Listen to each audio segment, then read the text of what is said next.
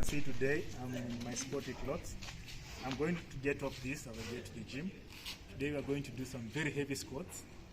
As small as I am, I'm going to try. I'm going to train one of the best lifters in the country. He's going to guide us through the program. He's going to tell us how basically you can become one of the best lifters in regards to everything. So thank you, Gamba. You can introduce yourself as you go on. So basically what we're going to do today is volume day. So heavyweight, many reps. So what we're planning today, according to our program, we'll do squats first, then we're gonna do bench.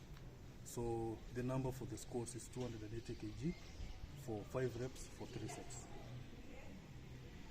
Okay. Yes. Let's see how you can hold with the big boy.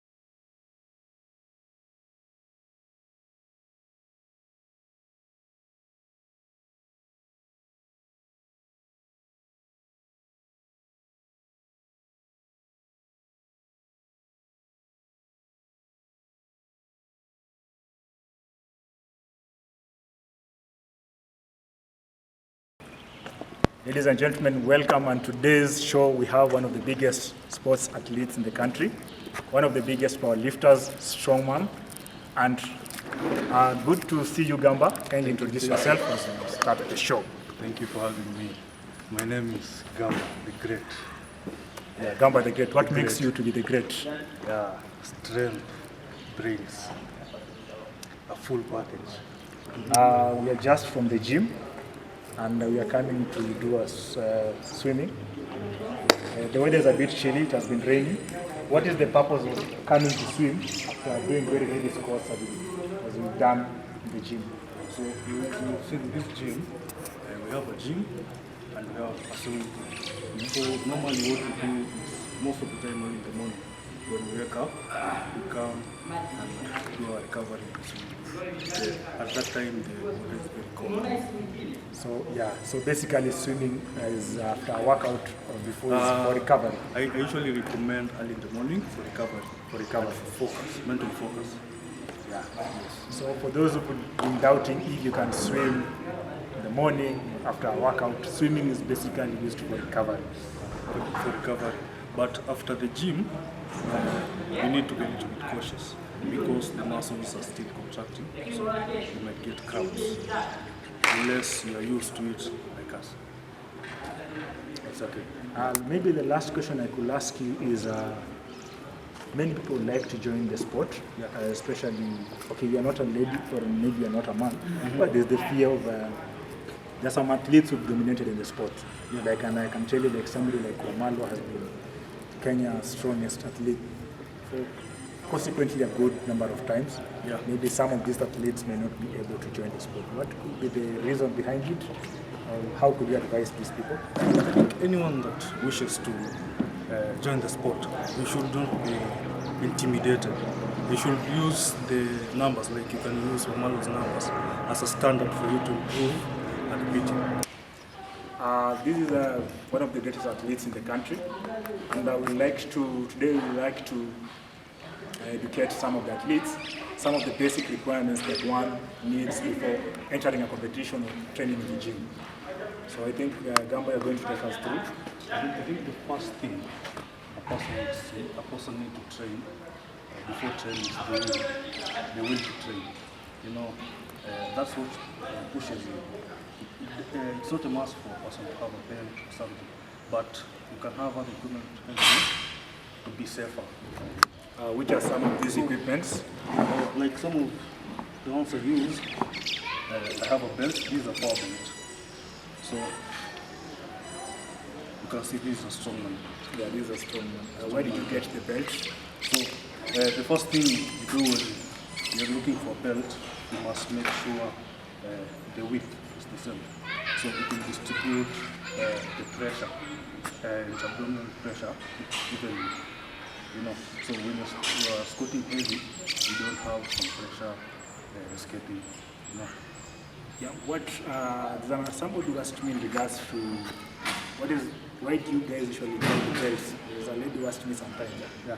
And then what answer are you going to give such a person? Why do people tie the belts when doing? So I think most people the belt is used for protect the back, but for me mainly it's just to create that tightness. You see, I normally put my belt a little bit loose, so when I breathe in, there is more tension on my midsection. So most people like tie the belt too tight. Okay, thank you for that. Yeah. So basically the belt is used for protecting, putting you in form. Like just increasing that intra-abdominal. Which is the other equipment that you have? So you can have these wrist straps. Yes. So these wrist straps, most people Just from before. most people put it lower here, but it doesn't serve anything. So it's better for you to wear it a little bit higher for it to protect your wrist. So you can use it in sports, bench, and anywhere you feel uncomfortable with the wrist. Yeah, and any other equipment for our viewers? We also have the knee wraps to protect your knees. Basically, this one is very sensitive. Yeah. But usually This one below it's called the kneecap. Yeah, there's a kneecap and there's this tendon here, which is very sensitive. But I usually advise people for healthy knees, only use your wraps on your marks. Like for me, I only put the wraps when the weight is above 20 kg. Okay. And thank you, Gamba. We are aware that you're having a competition in the next 4 weeks. the next 4 weeks. Yes. Mr. Kamukunji, Yes. what is your preparation in regards to the competition? This time, the preparation is a little bit different from the previous ones. So this time, we have a better deadlift, better sport, better mindset, better diet and everything. Just in regards to that, the competition this time, I can see there are new arrangements of the events. Because this time there's a track pool, there is the loading race, there's also the, what is it called? Track pool, loading race, the squat kg is a bit higher. 260. Yeah, in regards to the previous Kamukunji series, what is your comment in regards to that, being a super athlete? For me, I think 260 kg for sports is so much lightweight. About the deadlift, I think we're gonna get over 370 kg this time. Our goal is by the end of the year to get over 400 kg deadlift. So I think that would be a very good holding point. So about the movement events, we'll be doing a lot of. You see here there is a field. We'll be doing a lot of field events, track pool and what. So we are more prepared, better cardio, a better capacity. Okay, thank you guys. It has been good to interview one of our best athletes. Now, recently, we have seen a notion whereby we have some of the biggest athletes in the country. Like I'm aware we have one of the strongest ladies in Africa, probably if not the strongest, and one of the strongest men in the country. We have big athletes who've competed in serious competitions worldwide. Yes. But these athletes are not maybe doing well. In terms of brands, being a brand ambassadors, in terms of endorsement, what could be the reason and how could we assist in this? I think one of the biggest issues we have in Kenya is that sponsorship.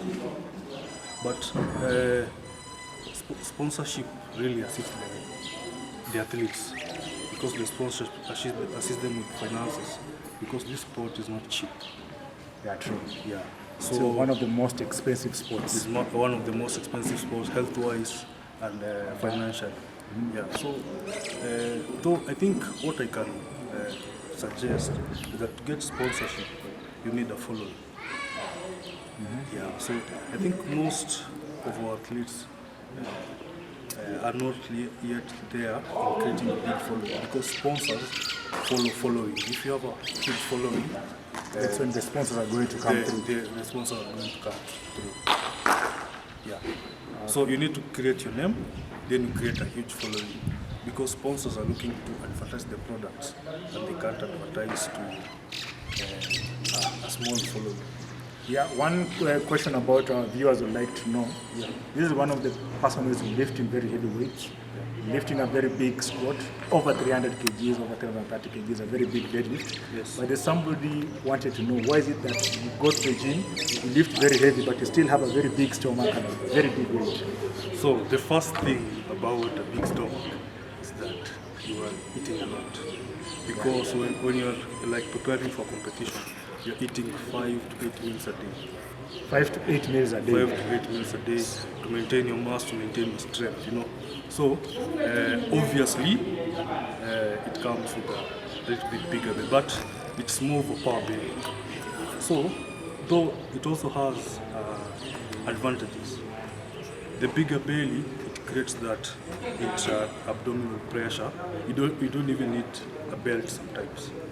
Yeah, true. Yeah. So Then I think, sorry for interjection, there's also the issue about, I think, techniques in regards to some of the lifts, like the log press. I know people might not be aware of the log press. This is a strongman competition, a log press whereby somebody with a bigger belly is going to use. Yeah. So a log press or axial press. Axial press. Yeah. So when you're doing a log press, a bigger belly assists you to clean the weight, like from your knees to your shoulder. But people with flat tummies basically have challenges with regards to that. Okay, so basically what you are trying to say that anybody who wants to be in a position whereby they can add weight, just supposed to go and eat. Yeah. Another thing, they usually say, if you have a flat tummy, you don't eat enough. You don't eat enough. So just eat enough, you'll be a strong man, and you'll have power building. So for this particular question, I'd like to ask you, there's one question that is like, I was watching a recent interview. Yes. And you guys lift very heavy weights. Then there was somebody called Robert Obast, the American monster, who was saying, Yes. deadlift, the risk To reward ratio. risk reward ratio for the deadlift is, it's a bit, the risk is so much So as much opposed compared to the benefits. what is the, yeah, what is, I think for me the first thing is that deadlift is a natural movement. Another thing, Robert Obast is not a good deadlifter. so, We only take views from good deadlifters. yeah, so basically, from Eddie Hall, from Brian Shaw, serious people. yeah, I think, ladies and gentlemen, what I'm planning to learn over here is at times, even if an athlete is a super athlete, don't usually take all the advice from that athlete. Because an athlete could be very negative, Of making excuses. making excuses, especially if the lift is one of his worst lifts. And one of his best lifts, that it is going to be definitely praise the lift. Thank you for your time, ladies and gentlemen. This is Kenya's strongest powerlifter, one of the Kenya's best strongman athletes. This is the story of a champion. Thank you.